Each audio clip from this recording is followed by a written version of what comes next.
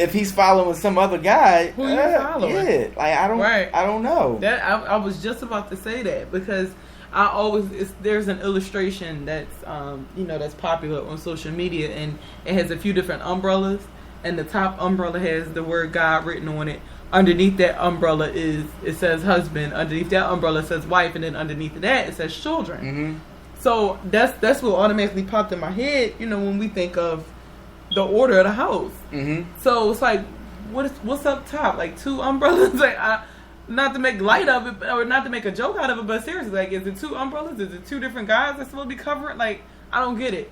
So that's why I personally, it just wouldn't work for me. And yes, exactly, that's how I feel. God is not a God of confusion, and that would just cause, in my opinion, too much confusion in the household. And if anybody's listening who feels differently, I would definitely love, for you to jump on.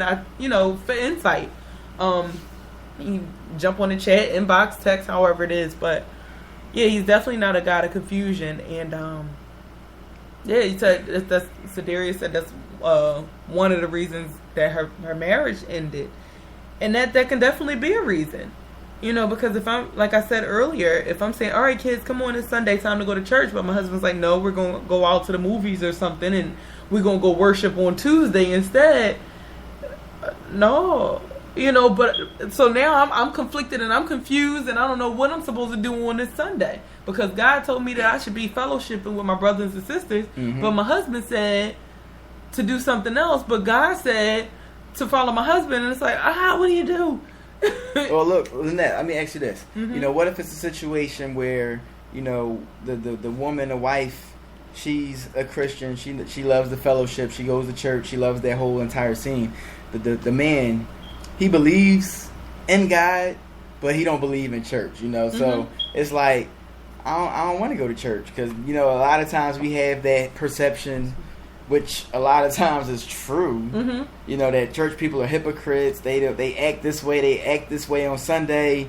And then I work with them on Monday. And it's mm-hmm. just like, I didn't even know you went to church. And then I hear somebody calling you brother or sister. And it's like, mm-hmm. brother who? Brother what? Your brother? But, so what is the situation? Like, how does that feel as a woman when you're in church? All right, let's go back to our relationship. So, Lynette talked about her visions as far as God and her relationship was concerned in the past. Was I just want my man to go to church with me. Mm-hmm. That was the extent of it back then. So back then when we started dating, I was doing sports talk radio on Sunday mornings. So I wasn't able to go to church. Mm-hmm. Even though I wanted to, I just wasn't able. So what was going through your mind during that time when you and the kids was getting up and going to church and I'm, all right, y'all, bye? It was frustrating. Excuse me. But being as though... She kicked me, y'all. She kicked me! It was an accident. But it was frustrating, but being as though I wasn't in ministry and everything yet, it wasn't really that deep to me. Like, it didn't upset me that badly. So, it was just like, I can't wait till this job is over, so you can come to church with us. So once you did join, oh my goodness, it was awesome. But yeah, like that's my man. I keep walking up to the front. But anyway. But yeah, it was upsetting a little bit, but it still wasn't that deep to me. I have been in a marriage, actually my first marriage, where I was getting up and I was going to church, which was right around the corner, and he just would stay in the bed because he didn't care nothing about church. And that situation was very annoying because it wasn't even like he wanted to go to church, and it was every Sunday, well, where's your husband? And they knew him because it was in the neighborhood he grew up in. Mm-hmm. So I'm like, aren't you married to such and such? Well, where is he? How come you here? You got the baby and where he at? I'm like, mm-hmm. Oh, well, he sleep. He didn't feel like he was tired. I was always making up some kind of excuse. But, that, and I believe that's one of the reasons, too, that contributed to the end of that, other than the fact that it just wasn't meant to be. But it's definitely and then to go back on that doesn't necessarily mean that you're unequally yoked either, because just like Daniel was saying, they just might not believe in church.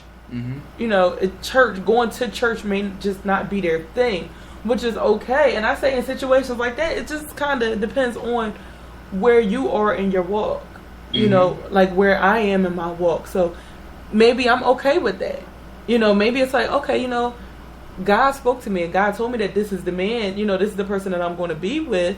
And maybe God will use me, or God will use the church that I'm going to help my man get to that church. Mm-hmm. Maybe I'm going to be in this church. This is a church that I've been in for years, and now all of a sudden they're having these men's events, and they're reaching out to my husband or to my man or my boyfriend or whoever I'm dating at the time. They're reaching out to him. Hey, brother Daniel, we're having such and such event, and I heard that you're interested in that. So come on out. And he might come out because they're just real cool and down to earth, and it's not a churchy type of event, but all along they're drawing him closer to the actual church because of the fellowship. So it really all depends on the actual person. And and everybody, you may feel as though they have excuses on why they don't go to church, and a lot of people do just come up with excuses, but other times it may be like legitimate reasons. And it's hard when you don't have that deep relationship with God to really see that. And as I look back, and I was doing my show on Sunday mornings, and then the things that happened, and I stopped doing the show. It was all God's timing. It was all ordained by God. He has a way of smacking you in the face with stuff. Yeah. And a lot of times, when you just like sitting there minding your business, not doing nothing, and somebody just smack you. You ever been just smacked and you ain't even know where it came from, why, what happened? God does that to us all the time. He just smacks us sometimes. Mm-hmm.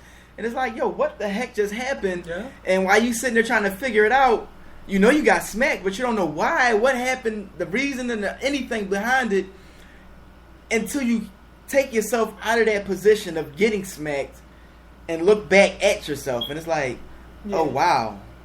Yeah. Wow, okay. I didn't see that. And, I look at my past relationships and all the things that went wrong, all the things that went right.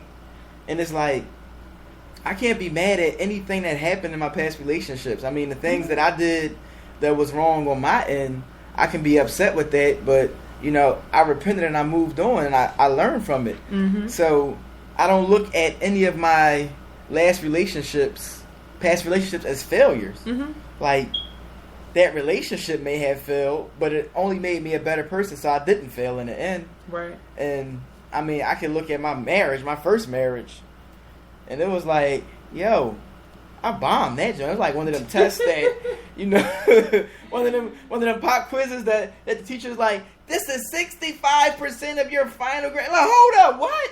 And you all nervous, and you just bombed that test. Ooh, that's what I did. I bombed that test, yo. But it was like, you know what? Let me be prepared just in case I get another pop quiz. Let me prepare myself a little better. And that's the way you gotta look at the different situations in life. And when you're in a relationship and it doesn't work for whatever reason, you have to take yourself out of it for a minute and just really look back over the things that happened and the things that you actually learned from that. And I can tell you, I learned so much. I thank God for my exes. Yeah. Because without my exes, I wouldn't be the man I am today to take care of my wife and be the husband that I am to her right now. The so awesome husband that he is. Thank you. But yeah, we got, of course, a few more comments. But you definitely have to have, thanks to Daria for those, you definitely have to have a personal relationship, and that's that's for all of us. And just going back to what I was saying earlier, I may be going to church and praying that God helps my husband to come to church with the family too. But if my husband doesn't have that relationship and doesn't know what God's voice sounds like to him, then he's never going to hear it. So that personal relationship is definitely, very important. And, and like we were saying earlier, when you have children involved, that does make it complicated because, they will ask questions, just like Sedaria said, that, why doesn't Daddy go to church with us? Why doesn't Daddy pray with us? Why doesn't, why isn't Daddy teaching us this stuff? And that's hard. It's hard to try to explain that to your child without feeling something. If you are feeling some type of way about it, it's hard to not feel some type of way about it and reflect that to your child. But it's just all about having faith, and I think that's a perfect opportunity to teach your children about faith and and trusting God and prayer, and just seeing how it all, watch how God works. Yeah, and I was in a relationship in the past with a Catholic woman, and when we were talking about our children and how we were going to raise them, man, listen, I'm like, ain't no way my kids, my sons, going to a Catholic church. Not happening. I just wasn't having it. And did you sing it like that to her? I probably did. Me, I'm crazy. But it just wasn't there for me, and it wasn't just all the things that you hear about the Catholic Church and the priests and the things with the little boys. It's just I wasn't like a complete religion buff. I didn't just go around studying religion in the past, but the things that I did learn over the years is like in the Catholic Church, they believe in Jesus, but it seemed like they praise Mary a little more. And in God's eyes, Mary's not Jesus. Mary is not the Son of God. So she's an idol God. She's a false God that you are praising. And, you can't go and say your Hail Marys and repent to Mary. You need to repent to God. But, that was just my thing. But it was very tough. And there was so many arguments over that. And, in a marriage, in a relationship, when that fire just isn't lit at a high level and you have small, minor issues, they can become large in a heartbeat. So, in our arguments about how we were going to raise our children in the church, it ended up, well, you put your feet on me when I was asleep, and I ain't tell you could do that. Your foot was cold. Like, what? Y'all know them arguments just be like, yo, what the heck? Yeah, like, where in the world did that come from? Just happened. So, with dating and being equally yoked, unequally yoked, godly and ungodly dating, communication is definitely key in any relationship, period. Yeah. And, it's those things that you need to get out the way early. Yeah. Fellas, if you following God and you meet this lady and you really want to do things the right way, then you need to really have those talks. You need to pray for discernment. Guess what? Discernment, ladies and gentlemen, will make dating so much easier for you. It will make so much easier for you. If you build that relationship with God and you have that true one-on-one relationship with God, and ladies and men, your first relationship should be with God anyway, before your spouse, period. So, me and God, that's my dog. Like I tell you, that's my man, yo. That's my pops. That's my best friend. He all that to me. Mm-hmm. And me and him, our relationship comes before Lynette and I. Mm-hmm. And when you're following the walk, that's the way it should be. And I always talk about the order that my life goes by, which should be everybody's order. But sometimes people get into that false idolization of gods, and when you idolize false gods, it doesn't mean that it is actually a god that you're talking about, but money is a god in God's eyes. If you worship money and you just like, yo, I gotta get this money, forget about church, I gotta work all day Sunday is time and a half, Sunday is double time. I used to be like that, I know it, working in a warehouse Monday through Friday, you getting it in.